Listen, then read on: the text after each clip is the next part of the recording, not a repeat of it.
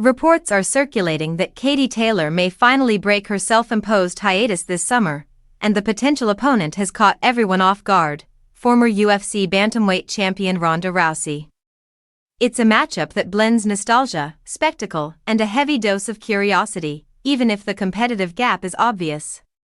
Rousey's rise was nothing short of historic. Before setting foot in the UFC, she was already America's most decorated female judoka. When the UFC introduced women's divisions, she instantly became the face of the movement. One armbar after another, she dismantled nearly every challenger put in front of her. Only Miesha Tate managed to survive beyond the first round.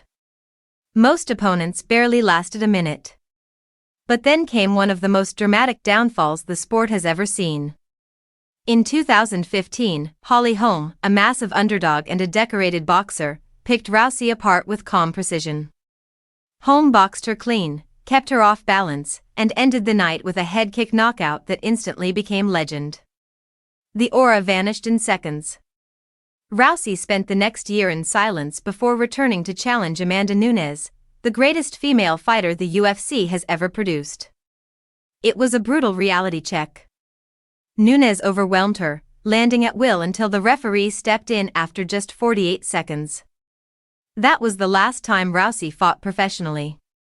Now, nearly a decade later, after uneven ventures into acting and professional wrestling, Rousey is reportedly eyeing the same escape route many retired UFC stars choose, a high-paying boxing match they have little chance of winning.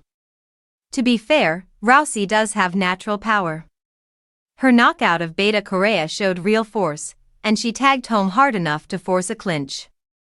In another universe, with sturdier knees and a competent striking coach, she might have developed into a legitimate threat on the feet.